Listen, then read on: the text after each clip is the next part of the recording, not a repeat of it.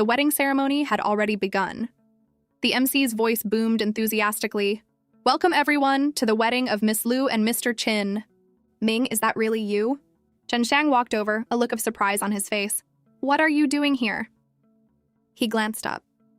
"I'm staying at this hotel. Saw there was a wedding and thought I'd soak up some of the good vibes."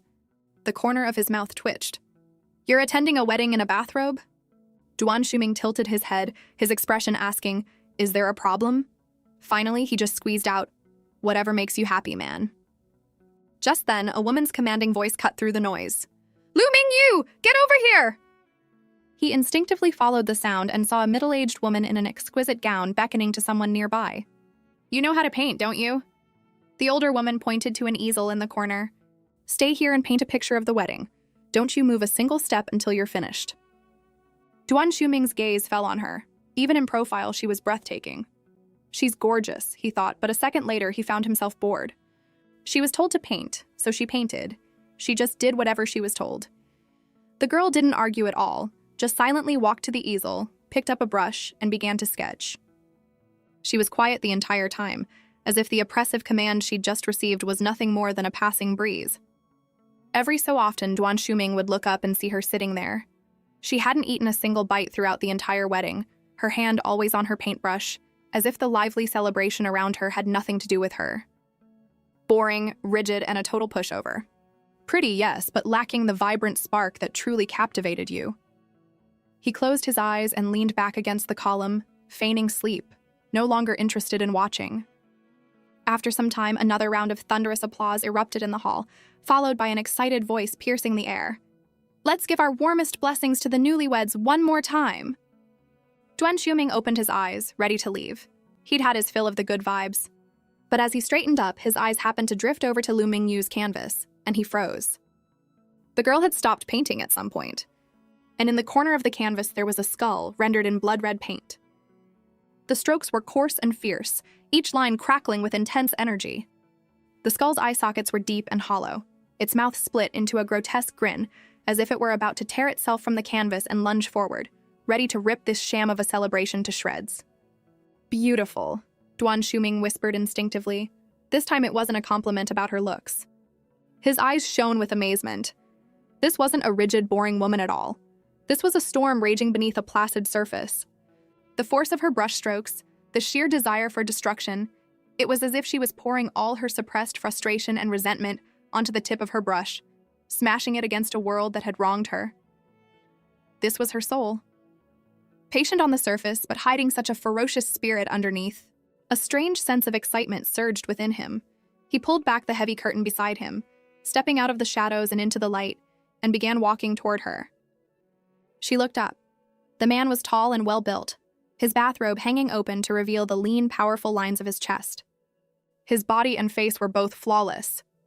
Lu Mingyu's gaze lingered on him for a moment, showing no panic at having her secret discovered. Instead, she seemed to be appraising a piece of art. Her eyes traveled from his face down to the open collar of his robe and then back up to his face, her gaze direct and unflinching. Then she spoke. "Single?" Duan Shuming was taken aback by her directness, but then a playful look entered his eyes. "I am." As soon as he answered, Lu Mingyu stood up. She wasn't very tall and had to tilt her head up slightly to look at him, but her cool aura was in no way inferior to his. She took a step forward, closing the distance between them in an instant. Then came the words that left him completely stunned. The girl's voice was still flat and emotionless, but the words carried clearly to his ears. "Want to sleep together?" The unhinged beauty, Lu Mingyu, didn't cry or run when faced with the domineering CEO Duan Shuming. Instead, she smiled. He was sure he'd misheard. The woman before him wore a moon-white cheongsam that accentuated her graceful figure, looking as poised as a figure in a classical painting. But her eyes were astonishingly sharp, like tempered blades that had been frozen for ages, holding a cold light that clashed with her elegant demeanor. When he didn't answer, her expression remained unchanged. She simply lowered her gaze. "No? Never mind then." She reached out, took the canvas from the easel, and dragged it toward the railing at the end of the hall. Duan Shuming just stood there and watched as she, without a moment's hesitation, tossed the sizable painting over the second-floor railing. The sound of the frame hitting the floor exploded through the room, mingling with the gasps of the guests below. What a horrifying painting. What's going on? A faint smile touched her lips. Her voice wasn't loud, but it was clear enough for everyone downstairs to hear. A wedding gift for the bride. The chatter downstairs grew louder. Who is that woman? She's gorgeous, and what a figure. Is she a celebrity? Lu Qian, dressed in a pristine white wedding gown, was shaking with rage. This wasn't a gift. It was a public humiliation. She squeezed 3 words through her clenched teeth. Lu, Ming, you! Standing behind Lu Mingyu, Duan Xuming heard all the commotion from below. He narrowed his eyes, his gaze landing on the elegant lines of her shoulder blades. A moment later, he strode forward and grabbed her by the wrist. Before Lu Mingyu could react, he pulled her into his arms. Then he let out a cold laugh. Fine. If I'm going to sleep with someone, it might as well be the most beautiful one here. With that, he swept her up into his arms and slung her over his shoulder. She let out a small "oh," but didn't resist, letting him carry her like a weightless doll. The door to the hotel suite slammed shut, cutting off all sound from the outside world. The air inside the room seemed to ignite, heating up rapidly. Duan Xuming showed no intention of being gentle, but just as things were about to spiral out of control, his brow furrowed. Something was wrong. He stopped, his eyes questioning her. His voice was laced with disbelief, cracking slightly. Lu Mingyu slowly opened her eyes to meet his shocked gaze. A faint smile touched her lips as she asked, her tone as calm as if she were talking about someone else. What's wrong? An inexplicable frustration welled up in his chest and he blurted out, Are you insane? Her voice was soft but firm. No. Why didn't you say anything? But Lu Mingyu looked at him as if he'd said something utterly absurd. What was there to say? His voice grew heavy. If you had told me, I wouldn't have... Doesn't it all end up the same way? She interrupted, her tone still flat. He studied her face. Her looks were flawless, a perfect 10, but her behavior was impossible to figure out. He couldn't help but wonder, are you crazy? Is your head on straight? Lu Mingyu suddenly reached out, her cool fingertips tracing the lines of his tense abdomen. She looked up at him. Perfectly straight, she answered, then asked, Are we going to continue? Lu Mingyu looked at the man and teased, I'm surprised you can be so gentle with things like this. It doesn't really match your look. Duan Xuming didn't answer right away. After a long moment, he finally said, Never slept with anyone. Those 3 simple words took Lu Mingyu by surprise. A wild night. Duan Xuming heard the sound of the shower and slowly opened his eyes. A moment later, he threw on a bathrobe and went out to a wicker chair in the courtyard. The cool night breeze washed over him, and a sense of absurdity settled in his heart. He must have been crazy to have gone along with this bizarre woman's madness. After a while, Lu Mingyu walked straight up to him, pulled a cigarette from the pack he'd left on the side table, and lit it with practiced ease. A flame flickered, and she stared into the distance, exhaling a soft ring of smoke. Duan Xuming's eyes were fixed on her, from her slightly furrowed brow to the pale, slender fingers holding the cigarette, to the eyes that seemed to hold 1,000 stories. After a moment of silence, he asked, What is your personality, really? Are you a split personality or something? Lu Mingyu didn't answer his question. She just stubbed out the barely smoked cigarette in the ashtray. Doesn't taste good, she said. He raised an eyebrow, his tone playful. You looked so skilled. I thought you did this often. It's your cigarettes that are bad, she replied, a hint of disdain in her voice. He let out a low laugh and stood up. I'll go take a shower, then I'll buy you some women's cigarettes. Oh, and you probably didn't eat anything at the wedding yesterday. I'll have room service bring up some breakfast. Lu Mingyu watched his back as he walked toward the bathroom. A faint smile played on her lips. Duan Xuming quickly finished up and came out. He was drying his wet hair as he walked into the courtyard, only to find the lounge chair empty. He couldn't help but mutter to himself, Hit it and quit it? Frustration gnawed at him. He immediately went to find his friend, Zhanxiang. The woman in the cheongsam at the wedding yesterday. Do you remember her? The most beautiful one, with light makeup, even more stunning than any of the celebrities on stage. But Zhanxiang just shook his head frantically, insisting there was no such person. Duan Xuming's temper flared. What? You think I met a ghost yesterday? Seeing his reaction, Zhanxiang quickly explained that he'd left early. Otherwise, he definitely would have remembered someone that beautiful. Look, Ming, just tell me her name and I'll start asking around. At that moment, scenes from the night before flashed through Duan Xuming's mind, and he suddenly realized he didn't even know her name. Seeing him stay silent, Zhanxiang tried again. Ming, how much does this woman owe you? Should we call the cops? Duan Xiuming barely restrained himself from cursing him out. He ordered Zhan Xiang to find her, no matter what it took. Meanwhile, in the Lu family's old mansion in Shizi City, a furious Lu Qian was starting her interrogation. Lu Mingyu, you made a huge scene at my wedding yesterday and stole all the attention. My husband didn't even come home with me. What was the meaning of that? Lu Mingyu slowly looked up. Did I? I don't remember. Her calm demeanor infuriated Lu Qian even more. Now you're pretending to have amnesia? Seated next to the head of the table, their aunt, Du Wengxin, frowned at Lu Mingyu. Mingyu, your parents passed away early. Your uncle took you in out of respect for their memory. You're supposed to be a young lady from a good family. Why don't you care about your image? After the wedding yesterday, everyone was talking about you. All sorts of people were asking around. How does that look? Lu Qian immediately chimed in. Exactly. Have you no shame? Just then, their older brother Lu Lin spoke up. That's enough. Don't make things worse. Lu Qian erupted. Brother, why are you defending her? I told you to lock her up and not let her come to my wedding. Why did you have to bring her? At that moment, their uncle, Lu Qiuliang, tapped the table. Quiet, both of you. Where are your manners? Lu Qiuliang's gaze landed on Lu Mingyu. Mingyu, come to my study after dinner. Another dead silence. Lu Mingyu's hand on the table clenched into a fist. She took a deep breath, forcing down the turmoil in her heart and managed a quiet, yes. Inside, Lu Qiuliang sat behind a pearwood desk, his fingertips rolling a string of polished olive pit beads.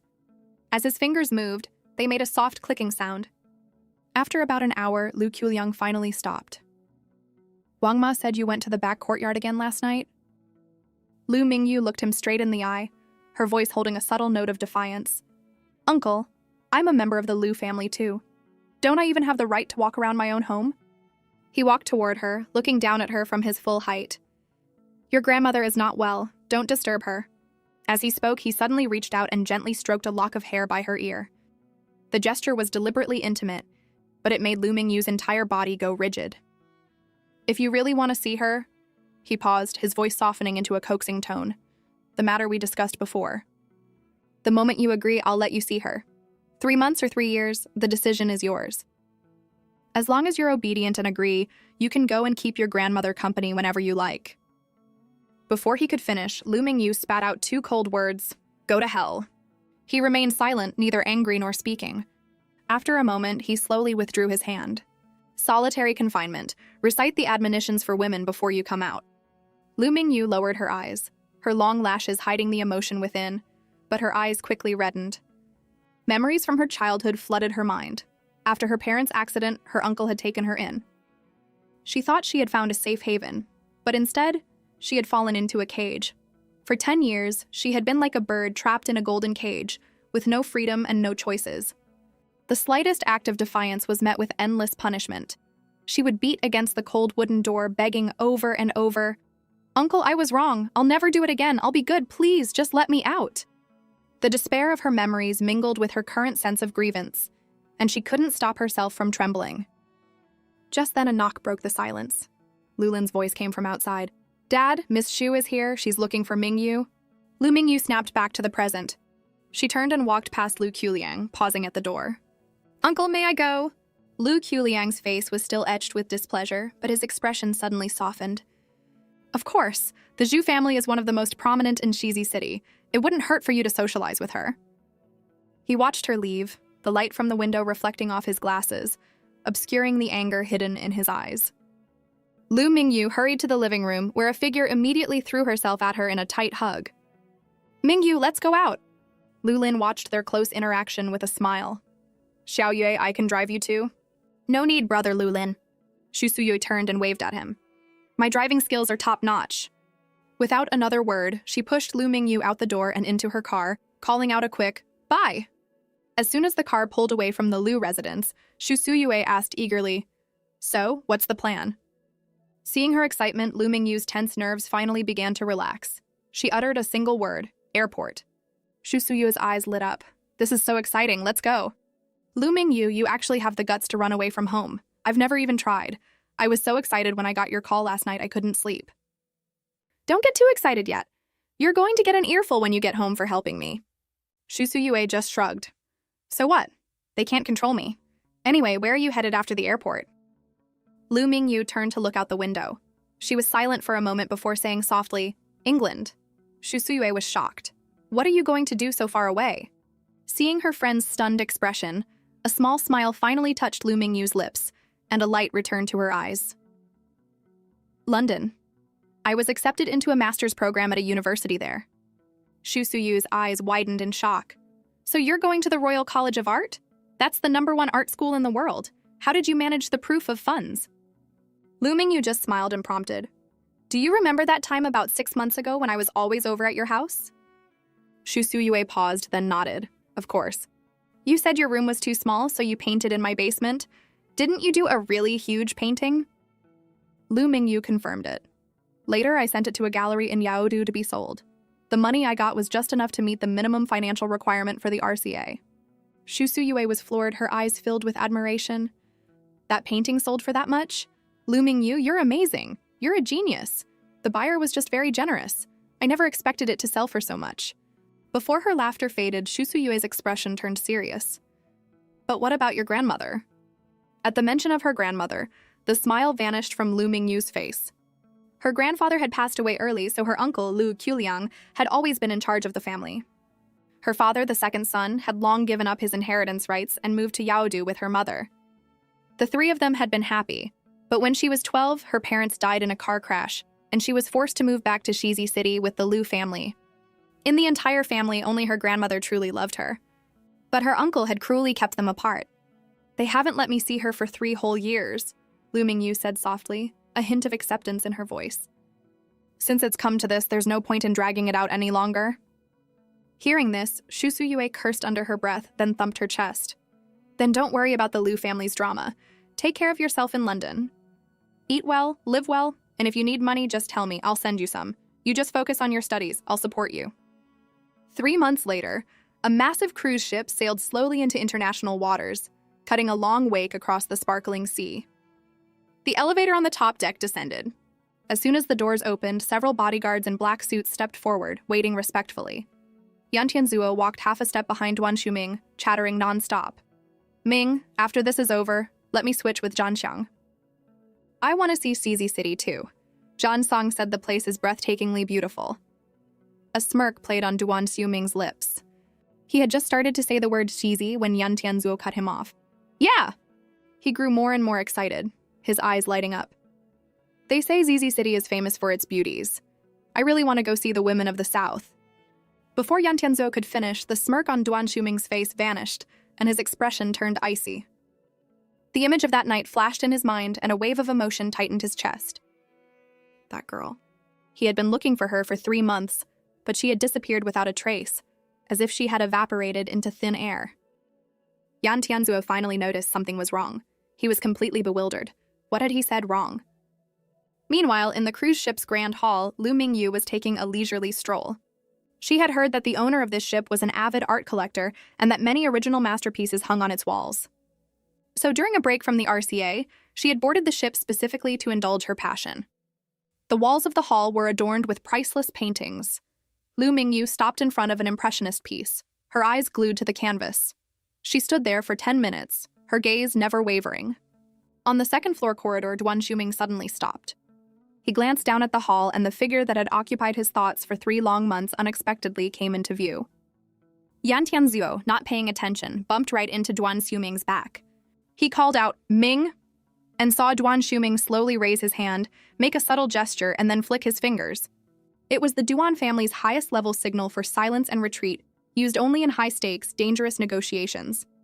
Yan Tianzuo and the bodyguards instantly tensed, taking a half-step back. Yan Tianzuo even instinctively reached for the weapon at his back. But Duan Shuming stood his ground, his eyes locked on the girl downstairs who had suddenly reappeared after 3 months. One of the bodyguards couldn't hold back his confusion. What's going on? I thought we were here for the art exhibition.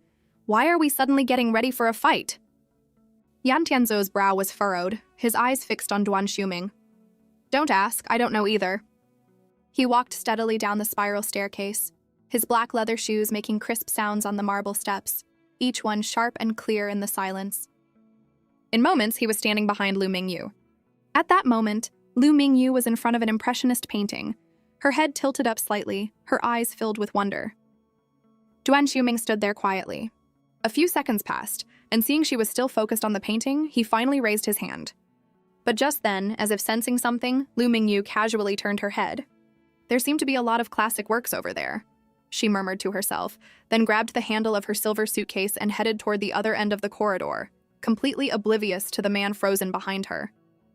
It wasn't until her figure was about to disappear around the corner that he snapped out of it and hurried after her. He raised his right hand and snapped his fingers sharply next to her ear. Hearing the sound, Lu Mingyu stopped and turned. The moment their eyes met, her pupils contracted slightly, a look of pure surprise on her face. How could it be him? Today, he wasn't wearing the bathrobe and slippers from their first meeting. He had on a collarless jacket over a low-cut shirt, the open neckline revealing the clean lines of his collarbones. His carefully styled short hair was sharp and bold, and his entire being radiated a "don't mess with me" vibe. But Lu Mingyu saw right through it. He had something she wanted but couldn't have. It was Lu Mingyu who broke the silence. Her eyes held a hint of inquiry as she asked, "Still single?" Duan Xiuming raised an eyebrow, a smirk tugging at his lips. "What do you think?" The words "I've been looking for you this whole time" remained unspoken. Then Lu Mingyu dropped another bombshell. "Want to sleep together again?" The air froze. Duan Xiuming felt a little helpless. 3 months apart, and this was the first thing she said, not even a proper conversation. His eyes glanced at the suitcase by her feet, and a wave of frustration washed over him. He absolutely could not let her get away again. Who knew when he would see her next? Finally, he let out a heavy sigh. Seeing the sudden change in his expression, Lu Mingyu was about to ask what was wrong when he grabbed her by the wrist. Before she could react, he was pulling her toward the corner of the spiral staircase. Hiding in the shadows, Yan Tianzuo and the bodyguards were completely dumbfounded. They stared, wide-eyed, question marks practically floating above their heads. They had thought they were about to face some danger, but instead... Duan Xiuming's kiss was an invasion, less a kiss and more a brutal conquest. His strength was astounding. One hand pinned her wrist against the cold elevator wall, his knuckles white from the force, leaving her no room to struggle. His other hand roamed freely upward. Lu Mingyu's thoughts were a complete mess. The flashing floor numbers blurred into a smear of light. She didn't even have time to see which floor they were heading to. A crisp chime broke the suffocating silence in the elevator. The moment the doors cracked open, Duan Xiuming swept her into his arms, his large hands securely supporting her back and knees. He strode quickly down the hall, his steps fueled by a suppressed anger. The heavy wooden door slammed shut behind them, and he gently laid her on the soft, large bed. A torrent of passion instantly consumed them both. But Lu Mingyu found herself lost in the raw intensity of their entanglement. Duan Xiuming suddenly stopped, reining in his swirling emotions. So skilled. "How many others have you been with besides me?" Lu Mingyu met his gaze, her expression so calm it was unnerving. Her voice was steady as she answered, "None." He stared at her for a few seconds, as if trying to judge the truth of her words. Her eyes were bright, but held no emotion, her frankness bordering on cold indifference. It was as if their intimacy was just a trivial game to her. "Tell me your name." Lu Mingyu leaned in closer, her warm breath brushing against his ear. "It's not important." His movements froze. He looked into her eyes, and his heart felt as if it were being squeezed by an invisible hand. There it was again, that look. Indifferent, icy, like a frozen lake without a single ripple. There was no trace of caring for him. It was as if nothing in the world, including him, could leave a mark on her heart. "Are your eyes always like this? Don't you have a heart?" Time stretched on, every second a battle against her cold gaze. The next morning, Lu Mingyu slowly opened her eyes and found the space beside her already cold. She silently got up, grabbed her suitcase, and packed. As she walked into the living room, she came face to face with Duan Xiuming, who was sitting on the sofa in a bathrobe. He heard her and turned, his eyes landing on her fully dressed form. A storm of emotions, frustration, anger, and an undeniable sense of loss welled up in his eyes. This woman is leaving again. She really is heartless. He stood up and walked toward her, each step carrying a suppressed weight. He stopped in front of her, his voice laced with a mix of mockery and self-deprecation. "Was I satisfactory?" Lu Mingyu looked up at him. His eyes were clear, he obviously hadn't slept, yet he was still surprisingly alert. She curved her lips into a small smile. "Very good." A smirk touched his lips as well. He tore a slip from a notepad on the table, scribbled a number with sharp, decisive strokes, and handed it to her. "If you need anything, call me. Don't mess around and don't find anyone else." Lu Mingyu took the note between two fingers, a hint of amusement in her eyes. "On call 24/7? He nodded, two words rolling from his throat. "At your service." She held the note and swayed it slightly. "Should I pay you then? You worked pretty hard after all." With that, she tossed the note into the nearby trash can. Then she turned and walked toward the door. Duan Xiuming stared at the crumpled paper in the trash, his eyes instantly darkening. She had been carried through this level in his arms when she arrived, but now she could see it was a single, massive suite. She walked to the elevator and pressed the button, only to find she didn't have the authority to use it or go to any other floor. Just then, a large hand shot out and snatched the phone from her grasp. Lu Mingyu instinctively turned and was met with Duan Xiuming's face, so dark it looked like it could drip ink. She looked at him questioningly. "What is this?" He held the phone out to her, demanding she unlock it, the pressure in his eyes almost suffocating. Lu Mingyu's fingers paused for a second, but she unlocked the screen. He stuffed the phone back into her hand, his gaze still locked on her. "Add me." A playful look flashed in Lu Mingyu's eyes. He raised an eyebrow, a little confused. "What's with that look? Does she think this is all a game?" Soon the friend request was accepted. Duan Xiuming asked how many days she was staying in Xiangjiang, offering to show her around. Lu Mingyu's eyes fell to the phone screen. "Not staying, I have to go." He instantly lost his temper, his voice rising. "What could possibly be so important that you have to leave right now?" Lu Mingyu looked up at him. "My parents' memorial, does that count?" Hearing her out, Duan Xiuming walked to the elevator and pressed the button. Then he grabbed her hand, his voice firm. "Don't delete me, and don't you dare block me." He then let go. Lu Mingyu said nothing and stepped into the elevator.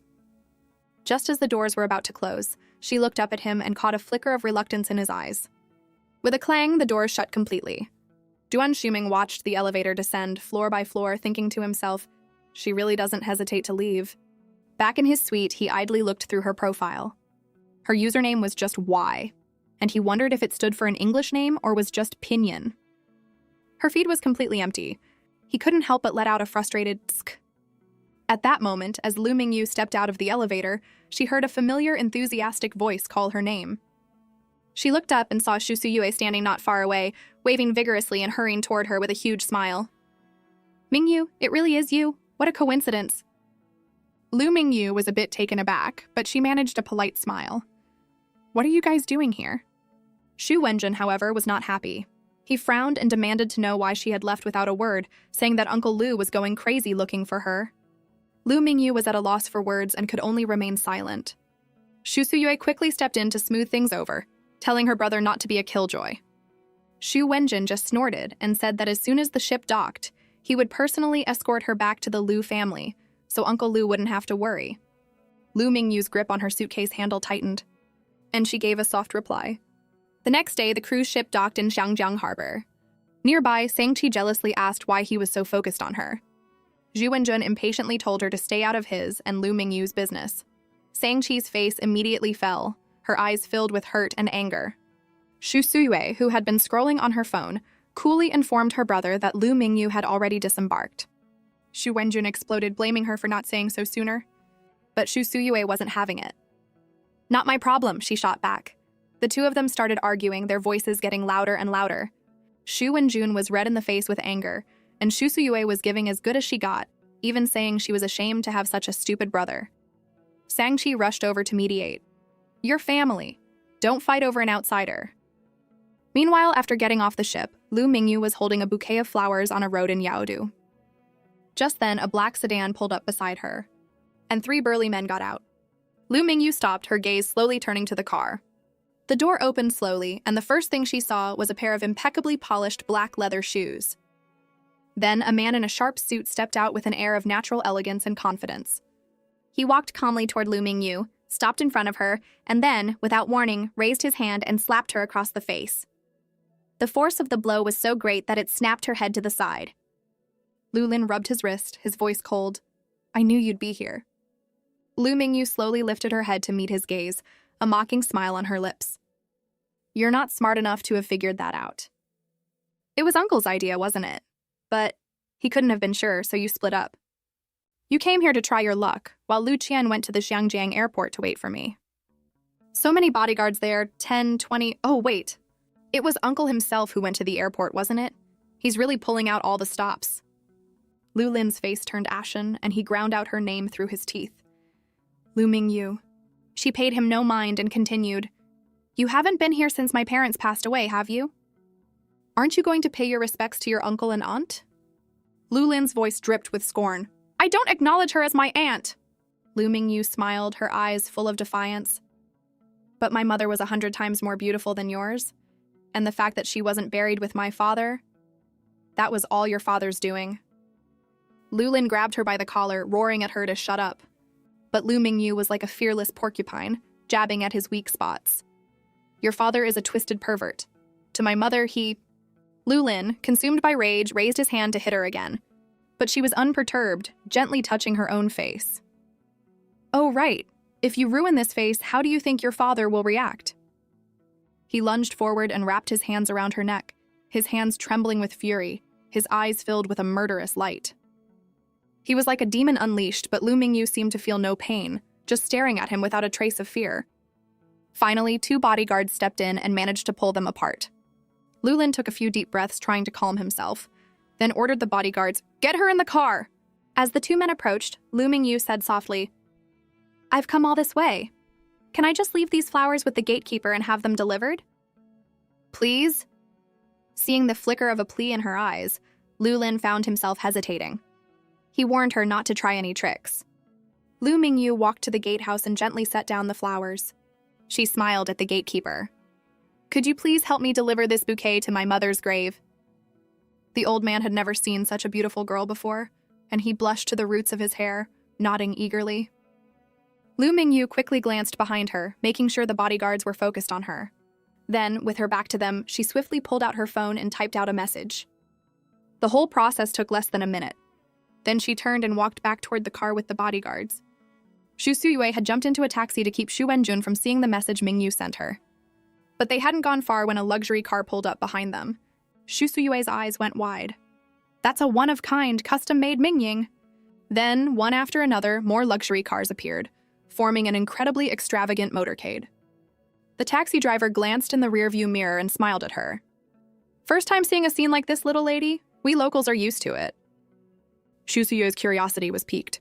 Whose motorcade is this? Someone important? The driver leaned in conspiratorially. That's the king of Xiangjiang. Everyone calls him the Great White Shark of the High Seas. The imposing nickname made Xu Suyue guess he must own ships. But the driver corrected her, saying the man owned cruise ships, plural. Xu Suyue was taken aback for a moment, then began to analyze the situation. Does he have such a large escort because he's been the target of an assassination attempt? The driver nodded with a smile. Of course. A lot of people want to get rid of him. The man is ruthless. He's forced out everyone who's ever crossed him, not even sparing the small-time players. Xu Suyue was skeptical. So ruthless? Isn't he afraid of breaking? The driver explained, he's from a top-tier family in Xiangjiang. The family has 2 branches, a public one and a hidden one. He's from the hidden branch, and his methods are brutal. He grew up abroad, returned to Xiangjiang at 16, and by 18 he had resolved a major crisis for the family. If it weren't for him, the power structure in Xiangjiang would be completely different now. Rumor has it he saved the family head's life and is highly favored. Now he's even overshadowing the official heir, which has caused a rift between the brothers. Xu Suyue asked for his name, but the driver said the hidden branch was a family secret. The common folk didn't know his real name, so they just called him the Great White Shark. By then, the taxi had reached its destination. Xu Suyue jumped out and ran to the gatehouse, calling out sweetly, "Excuse me, sir? Did a really beautiful girl leave something here?" The head of security looked her up and down. "What's your name?" She replied seriously, "Today, I want to kill someone." The guard chuckled at her strange answer. "All right, that's the code. I'll go get it for you." A moment later, she returned with a bouquet of flowers and a passport. He told her that Lu Mingyu hadn't gone inside. She had just dropped off the items and left. Xu Suyue took the passport and opened it. It seemed Mingyu wanted her to pay respects on her behalf. A wave of worry washed over her. She had no idea how Mingyu was doing now. After leading her to the gravesite, the guard left. Xu Suyue looked at the name on the headstone and was stunned. Meanwhile, Lu Mingyu had been taken to the Yaodu airport by Lu Lin. He had torn through her suitcase and was now demanding, "Where are your passport and travel permit?" Lu Mingyu played dumb. "Don't have them." Lu Lin was getting desperate. "Then how did you get to Shangjiang? Do you think I'm an idiot?" A small smile touched Lu Mingyu's lips. She nodded. "Yes, Brother Lin." Lu Lin's chest heaved with anger. He finally realized that she had been deliberately provoking him the whole time, on the road and in the car, to make him lose control and overlook checking her luggage and documents. This girl was so cunning, her plans layered one on top of the other. What a piece of work. In the entire Lu family, probably only her uncle, Lu Quliang, could keep her in check. Lu Lin was seething, but Lu Mingyu just watched him with a smile as if he were a clown. Finally, he ground out, "You will never see your grandmother again."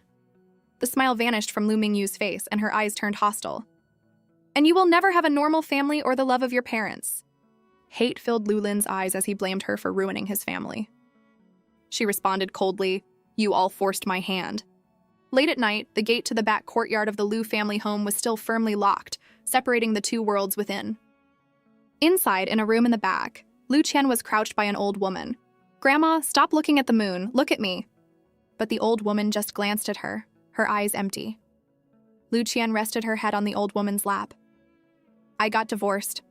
After only 6 months. Aren't you going to give me some jewelry to cheer me up, Grandma?" Tao Yaolan gently pushed her away, her voice distant. "Don't put your head on my lap, child. I don't know you, and don't ask me for things." Lu Qian was annoyed. "Grandma, it's me, your granddaughter, Lu Qian." Tao Yaolan frowned. "You're not my granddaughter. My granddaughter is Xiaoye." A look of displeasure crossed Lu Qian's face. "There's no one named Xiaoye in this family. I'm your only granddaughter." "You're always talking about Xiaoye. You really are senile." She stormed off in a huff. But as she reached the door, she ran into Lu Mingyu standing outside. A look of scorn and defiance flashed in her eyes. "Do you want to see Grandma?" Lu Qian sneered, dangling a key from her finger. "It's easy. Get on your knees and beg me, and I'll open the door." But Lu Mingyu's next words made the smirk on her face freeze. "I heard you got divorced. Your ex-husband was keeping more than a dozen women on the side." In that moment, all of Lu Qian's arrogance vanished, and she started screaming insults at Lu Mingyu. Lu Mingyu's expression remained calm, as if she hadn't heard a word. "Why are you so angry? You knew about all this before you got married, didn't you?" The Lu family was desperate to be associated with the Qins. Now that he's tired of you and wants a divorce, I bet a lot of people are laughing at you behind your back. Lu Qian's eyes widened with rage and she threw the key at her. Lu Mingyu sidestepped it easily. Then she bent down to pick it up. She walked to the locked gate, and with a few deft movements, the lock clicked open. Before Lu Qian could react, she had stepped inside and locked the gate behind her. The whole series of actions was smooth and swift, leaving Lu Qian pounding on the gate in a fury. Lu Mingyu ran toward her grandmother's room, her voice choked with emotion. "Grandma!" Tao Yaolan slowly turned her head. The light returned to her once lifeless eyes as she shakily called out her special nickname, Xiaoye. Lu Mingyu, her eyes red, hugged the old woman tightly. "I finally get to see you, Grandma."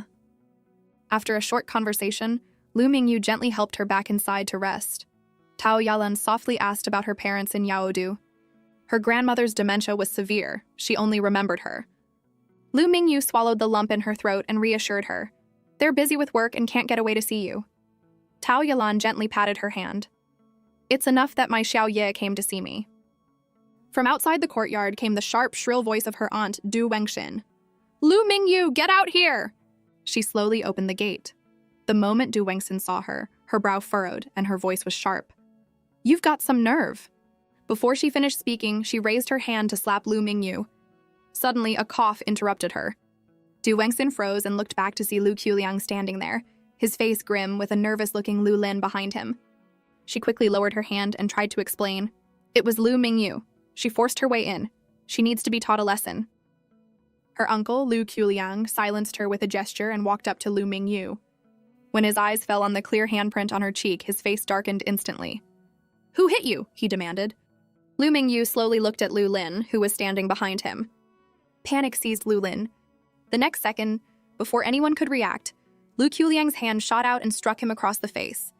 Lu Xian gasped, and both Lu Mingyu and Du Wengxin stared in shock. The force of the blow sent Lu Lin stumbling back, his head snapping to the side, a trickle of blood appearing at the corner of his mouth. This act ignited his wife's fury, and she screamed at him for daring to hit her son. The once quiet courtyard was instantly filled with shouting. Lu Mingyu, however, was strangely calm. She walked past the four of them and returned to her secluded room on the third floor. Late that night, the lock on her door turned softly. Lu Lin had used a stolen key to let himself in. In the dim light, he saw her huddled in a corner, hugging her knees, looking as fragile as a leaf about to be blown away by the wind. His voice was strained as he asked if she would ever forgive him. Lu Mingyu slowly looked up. "Which incident are you referring to?" She slowly stood up. "Why should I forgive you?" He quickly tried to defend himself, saying that after the truth came out, his father had punished Lu Qian, and it was the first time she had ever been hit. His words enraged her. So, hadn't I been hit before then? Hadn't I been locked up? Would my own parents have locked me in a windowless storage room? Would they have put me in handcuffs and shackles and whipped me with a rattan cane for 3 whole days and nights? My dear brother, is there any part of my body that hasn't been injured? Lu Lin's expression was a mixture of guilt and frustration. Do you have to hold on to the past like this? We're siblings, and Lu Qian is your cousin. We're family. Can't you just forget about all the unhappy things? But her expression was cold as she casually replied, "Why don't you get locked up for 3 days, get whipped with a cane, and have salt rubbed in your wounds? Then maybe I'll consider it." He looked at her, his face filled with disbelief. "How can you be so vicious?" She just laughed, mocking him for living such a pathetic life. He took a step forward and grabbed her wrist. "Mingyu, don't say that." She looked at him coldly, her voice threatening. "Uncle's study is right here on the 3rd floor. If I scream, do you think someone will come? And if he finds out you stole a key to get into my room, do you think you'll be the one getting locked up?"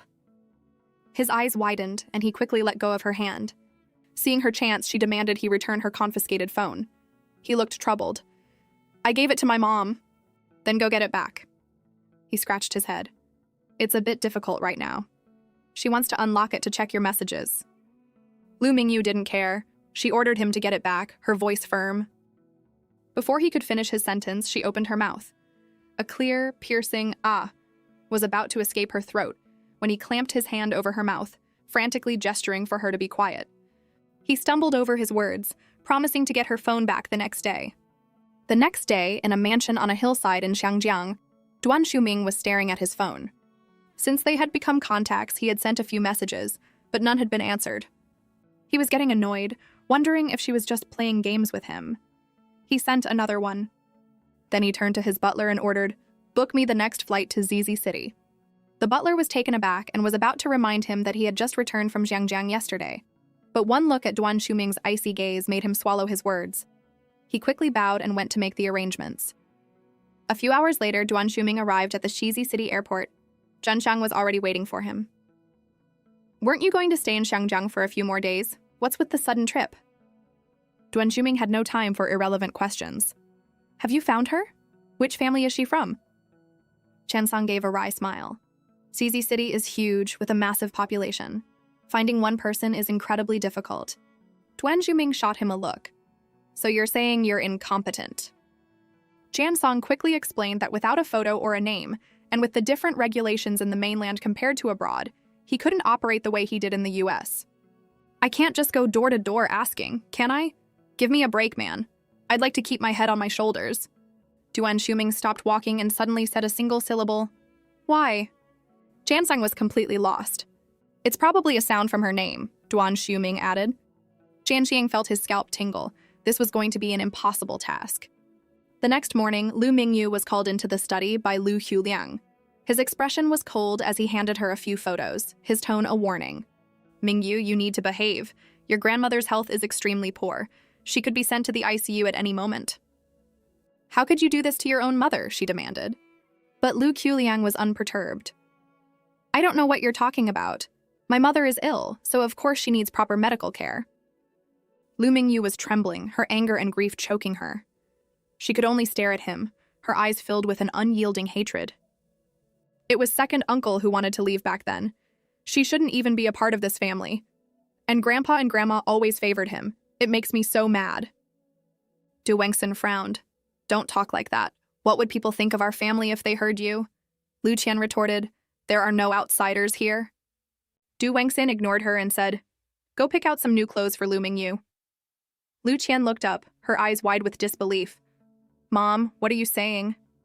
Her mother's expression was calm. After the swelling on her face goes down, take her out and introduce her to people. We need to find her a husband from a family more powerful than ours, and we need to do it quickly. But this decision both shocked and angered Lu Qian. Her own marriage had just fallen apart, so why should she be planning one for Lu Mingyu? Mom, are you crazy? She yelled. Du Wengxin just patted her hand soothingly. Be good. When have I ever done anything to harm you? Her words made Lu Qian pause and think. Just then, Lu Lin finished his breakfast and stood up. I'm done. You all take your time. His mother found this strange and called after him, asking why he wasn't going to the office. A bitter smile touched his lips. How can I go out with a face like this? Du Wengxin looked at her son with a pang of pity and promised to help him get revenge. He just gave a quiet and went upstairs. It had been 2 days and Lu Mingyu still hadn't replied to his messages or answered his calls. She had vanished again. Just as he was getting frustrated, Zhan Sheng walked in with news. Everyone at that wedding has clammed up. We couldn't get a single piece of information about what we were asking. Duan Shiming looked up, his gaze sharp. Deliberately? Qian Xian nodded. We found out why, too. Duan Shiming raised an eyebrow. Too many people asking? Qian Xiang's eyes widened in amazement. Bro, you're incredible. You guessed it in one go. After that wedding, a lot of unmarried guys from good families started asking about her. Duan Shiming snorted, a strange feeling of jealousy rising in him. That many? Jansong shrugged. But they still didn't find out anything. The way everyone is staying quiet is weird, like they're deliberately hiding something to avoid embarrassment. Could she be an illegitimate daughter? But Duan Shiming shook his head. He didn't think she was. He remembered the rebellious energy she had when she painted that skull. She wasn't some delicate, sheltered young lady. But she hadn't been seated at the main table at the wedding, so she clearly wasn't from a major family either. The more he thought about it, the more confused and frustrated he became. Jianshang suggested using more extreme measures to get information, but worried about the consequences if things went wrong. This is a sensitive time. We absolutely cannot expose ourselves. Duan Shiming fell silent, lost in thought. After a moment, Jianshang added, There's a private party in a few days at the Forest Lounge. A lot of people will be there.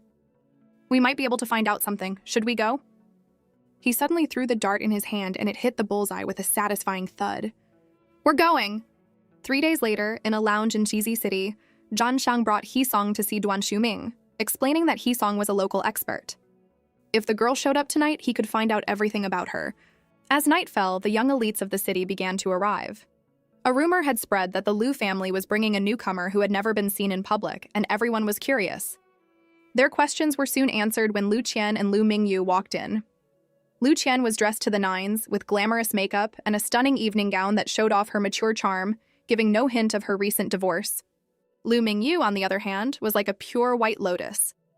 She wore a knee-length dress, her long silky hair cascading over her shoulders, and her simple makeup highlighted her fresh, natural beauty.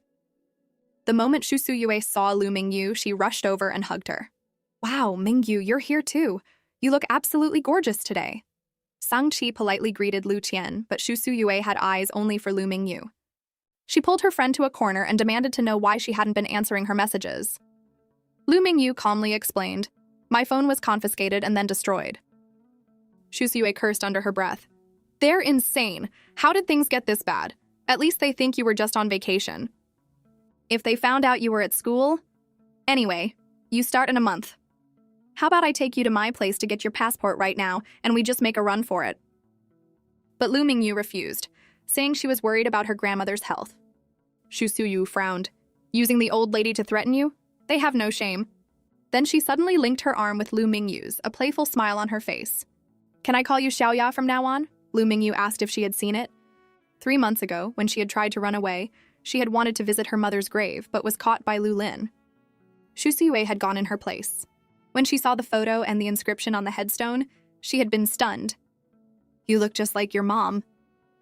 She was also confused as to why Lu Qian would bring her, someone who had never mixed with the city's elite, to the lounge. To marry me off to someone, Lu Mingyu said flatly, which made Xu Suyue shout, Are you okay? Her cry caught the attention of Duan Shuming, who was outside.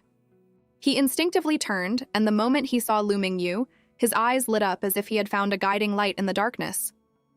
He quickly gestured to his subordinate, and Zhanxiang immediately understood and stepped forward. He pointed to her inside and told Zhanxiang to find out who she was. Chansang looked over and was captivated by her beauty. Damn, she really is gorgeous, even more so than those celebrities. No wonder Ming couldn't forget her after just one look. A few minutes later, Zhanxiang respectfully handed a report to Duan Xuming. She's the second daughter of the Lu family, Lu Mingyu. Duan Xuming took the report, thinking that Lu Mingyu was a nice name. Then he suddenly let out a knowing laugh. So she's a good girl. He then told Zhanxiang to find a way to lure her over. I can't go. The moment I show up, she'll run. This good girl, she's cunning and knows how to play games. Yes, sir, Zhanxiang replied. Meanwhile, Lu Mingyu was surrounded by curious onlookers. Everyone was intrigued by the never-before-seen second daughter of the Lu family and peppered her with questions, so many that she was starting to get annoyed. Lu Chen leaned in and whispered a warning. Behave yourself. Don't embarrass the Lu family. Not only will Dad be angry, but Mom will kill you. Lu Mingyu shot back. You're the dumbest one in the entire Lu family. Lu Qian was furious and was about to lash out, but Lu Mingyu reached out and smoothed her dress. Watch your image. If you embarrass the family, you'll be punished too. And I'll be sure to add my own colorful details when I tell them what happened. Lu Qian could only swallow her anger. Soon Heesong approached with a smile. Miss Lu, hello. I'm Heesong, the manager of this club. Shu Suyue is upstairs and asked me to bring you to her. Hearing him introduce himself, Lu Mingyu didn't think twice and followed him. But as soon as she stepped inside the room, he locked the door behind her. The action instantly triggered her, bringing back bad memories. A murderous glint appeared in her eyes, sending a shiver down Heesong's spine. Just then, Duan Xuming snapped his fingers, and she turned to see him. Heesong, still shaken, said to Zhanxiang, She wanted to kill me just now. Chansang just replied calmly, I know, she really did. By then, Lu Mingyu had already sat down on the other side of Duan Xuming and was pouring herself a drink. He watched her and said her name in a low voice. Lu Mingyu, your name is interesting. Lu Mingyu also comes from the Book of Odes, doesn't it? The cultural depth of a southern family is truly profound. She looked back at him, her voice probing. And what about you? What's your name? Duan Xuming, he replied simply, writing his name on a piece of paper and handing it to her. She didn't even bother to take it, just glanced down, a playful look on her face. Your name sounds pretty aggressive. A smirk touched his lips. Me? Aggressive? You're the ruthless one here. No one even comes close. You grew up in Shizi City, right? But for some reason, you don't seem like it. A faint smile played on her lips as she asked him where he thought she was from. His gaze sharpened, as if it could pierce through her defenses. You seem more like a scorpion that crawled out of the desert, covered in stingers. I'll take that as a compliment, she replied. Miss Lu, I don't understand why you're one person in public and a completely different one in private. Her expression was calm as she uttered two words, strict family. Then, he said bluntly, a young lady with a strict upbringing who actively seeks out men. A good girl raised in the sheltered Lu family who moans for me like a siren. She retorted coldly, Why don't you look me in the eye and say that again? He immediately backed down, his eyes darting away. She suddenly leaned in closer. Your moans were much more interesting than my cries. He was stunned for a moment, but she continued to provoke him. How do you even make that sound? Especially that last one, it was a work of art. You should do voiceovers for adult films. He looked at her, his face full of resentment. You only act like this with me. With everyone else, you're all sweet and innocent. She just shrugged. If you want me to pretend, I can. Pretending is boring, he said, waving his hand dismissively. You're much cooler when you're being yourself. She glanced behind her, changing the subject. Why does Heesong listen to you? He works for one of my guys, he replied casually. She looked toward the glass door. What's his name? He raised an eyebrow, wondering why she was asking, but he answered anyway. Zhan Xiang. Oh, she murmured, a cold light flashing in her eyes. At that moment, Zhanxiang felt a chill run up his spine and couldn't help but shiver. Duan Xuming casually lit a cigarette, took one drag, and then quickly put it out. Why'd you stop? She asked. He shot her a sideways glance, his tone sharp. I'm afraid the beautiful good girl will get smoke in her hair and get scolded when she gets home. A small smile touched her lips. He looked her up and down, frowning. What are you wearing that for? She glared back at him. Not as slutty as your bathrobe. He was rendered speechless. After a moment of silence, he finally got to the point. Why haven't you been answering my messages? She didn't answer directly. Are you angry? He frowned, his tone full of annoyance. You haven't replied in days. Of course I'm angry. She sighed softly and explained, my family took my phone, the day we parted ways. He was stunned and didn't know what to say. Who still confiscated phones in this day and age? He then realized all his anger and frustration over the past few days had been for nothing. He pushed his own phone toward her. Use mine for now. Then he gestured behind him. Hee-song immediately came over, bowing his head. Give me your phone and go get a new SIM card, Duan Xiuming ordered. Hee-song nodded and quickly left to do as he was told. Duan Xiuming tapped his phone. This is a custom-made phone. It's untraceable and has the highest level of encryption. She glanced at the sleek, matte black phone. You haven't wiped it yet. He just shrugged as if it didn't matter. You can look at whatever you want. She took the phone. Thanks, she said softly. Then he suddenly switched to fluent Cantonese. You're welcome. I misunderstood and got mad at you for no reason. She instantly understood he was referring to his earlier provocations and replied in the same dialect. You're important. He looked surprised. You speak Cantonese? She nodded. So we can talk in 3 languages when we date? How cool is that? She looked down, a complex emotion in her eyes. The word dating echoed in her mind. He was beaming. I'm going to learn the ZZ City dialect right away. Then we can switch between all sorts of languages. It'll be fun. You don't have to, she said. The local dialect is too complicated, and there's more than one. I should go. You know my family has strict rules. I can't be out too late. He made a face. Your family's rules are a real headache. I know, young Master Duan, she replied calmly. Second young master, he corrected. Call me when you have time, and don't forget to reply to my messages. A gentle look entered her eyes. Okay, young Master Duan. He stared at her, mesmerized. If you keep smiling at me like that, I swear I'll drag you to Shangjiang and marry you right now. All because a woman had told him, if you can do it, then please do it quickly. With those words, she turned and left. Duan Xiuming watched her go, a strange, new feeling stirring in his chest. This girl is like a drug, he thought. She's got me completely hooked. As Lu Mingyu passed by the door, she shot a casual glance at Hee-song. Which son of the He family are you? Hee-song froze as if he'd been struck by lightning and huddled in the corner, too scared to answer. It wasn't until she was gone that he fearfully nudged Zhanqiang. Bro, did you see the look in her eyes just now? It was like she wanted to kill me. Zhanqiang just shrugged. She definitely holds a grudge. Cold sweat broke out on Hee-song's forehead. Is she going to have me taken care of later? Like, dismembered or something? That look was terrifying. Zhanqiang just gave a dry laugh. At that moment, Duan Xiuming was slowly running his finger along the rim of the glass Lu Mingyu had used. Zhanqiang and Hee-song approached him, and Zhanqiang gave him a suspicious look. Ming, what's got you smiling like that? Duan Xiuming swirled the red liquid in his glass, pausing for a moment as if planning something big. What's the process for a marriage proposal in ZZ City? Zhanqiang's eyes nearly popped out of his head, and his voice went up an octave. Ming, are you serious? You've only met a few times and you want to get married? You're not joking, are you? Duan Xiuming shot him an annoyed look and turned to Hee-song. What about you? What are the customs here? Hee-song was just as stunned, shaking his head frantically and insisting that he'd been single his whole life and had no idea. Zhanqiang was practically jumping up and down with anxiety. Ming, calm down. You have to respect her. You haven't even met her parents.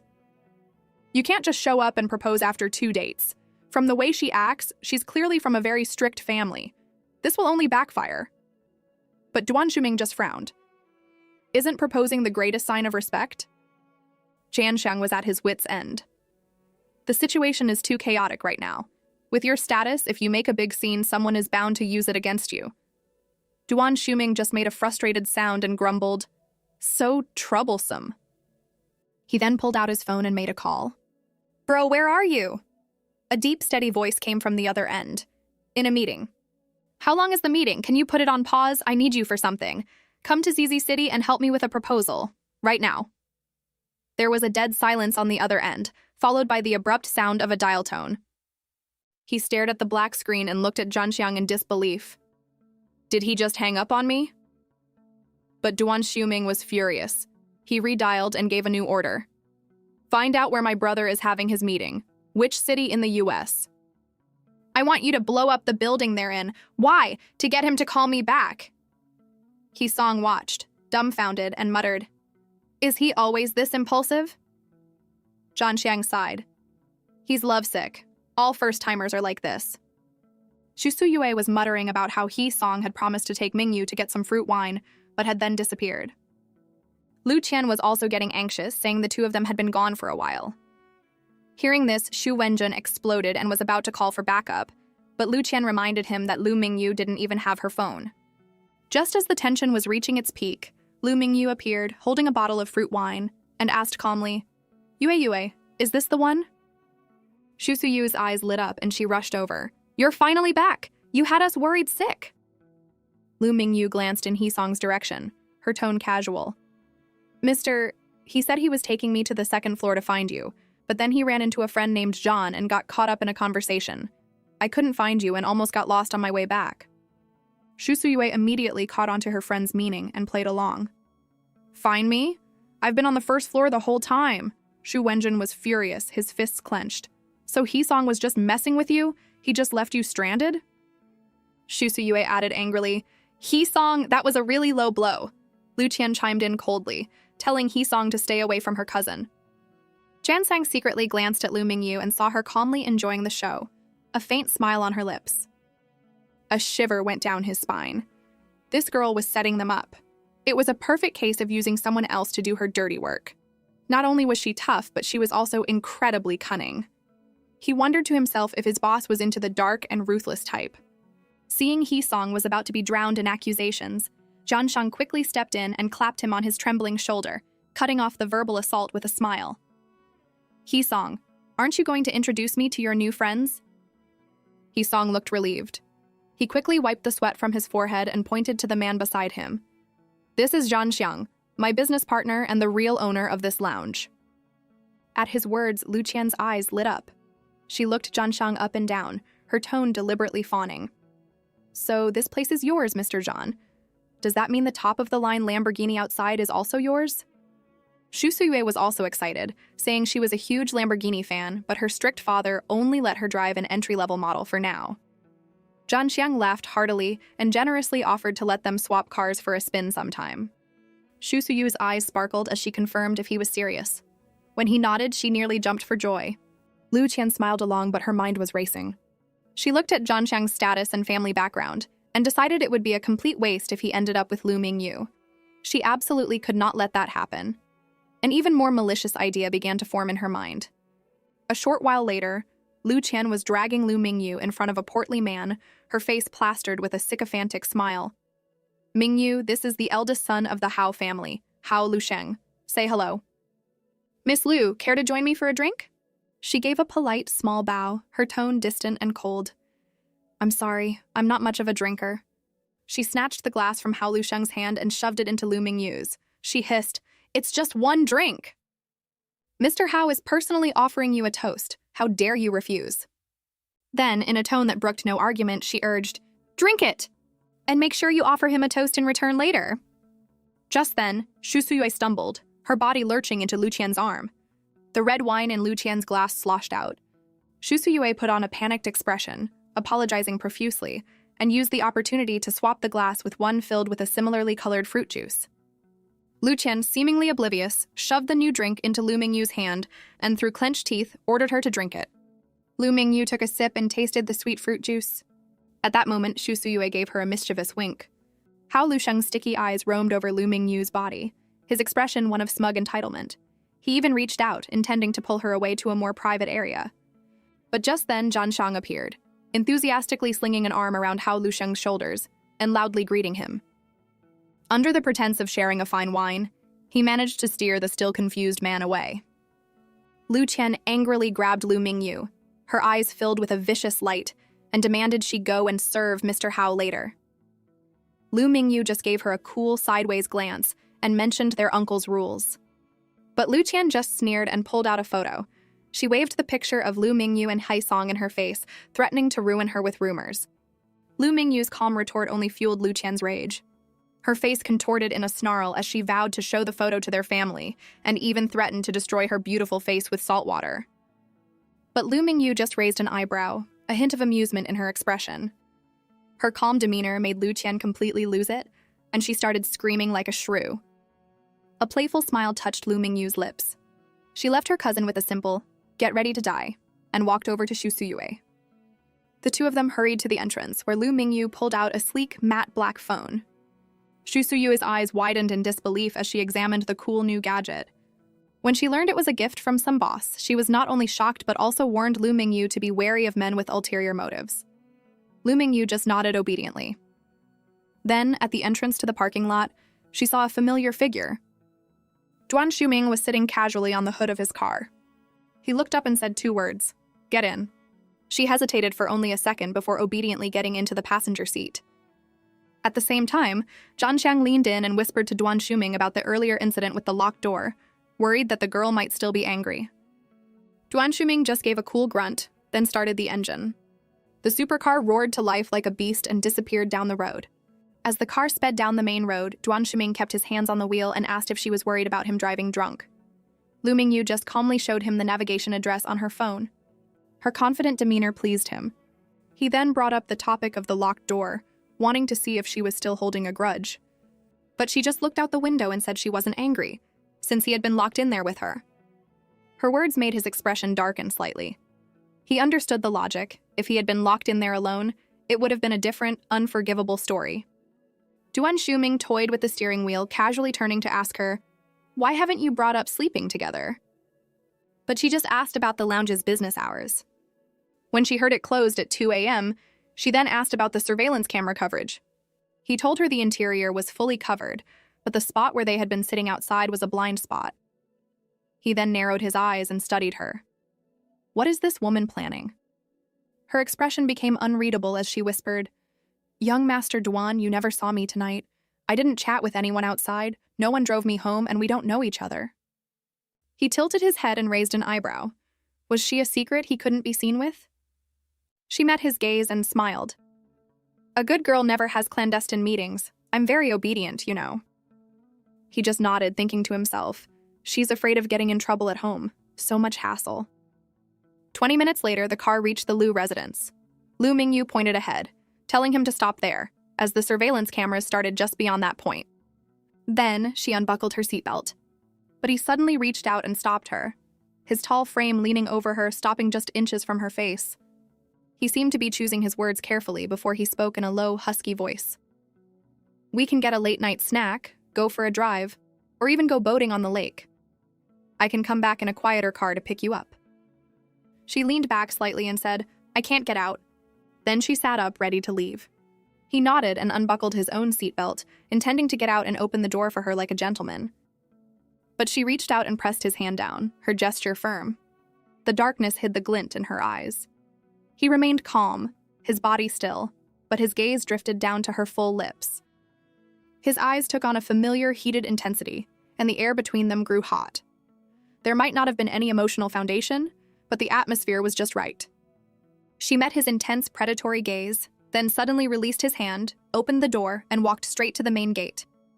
He watched her leave, replaying her strange questions about the surveillance cameras in his mind. Asking about cameras for no reason? She's definitely up to something. At the same time, Lu Mingyu stepped into the main hall and saw Lu Qiuliang sitting there drinking tea. She quickly went over and greeted him obediently. "Uncle." He looked up, his eyes scanning her dress. "Where did you get that?" "Lu Qian picked it out," she said. He frowned and ordered her never to wear it again, then asked where she had been. She told him Lu Qian had taken her to a lounge. The hand he was using to roll his olive pit beads froze. "A lounge?"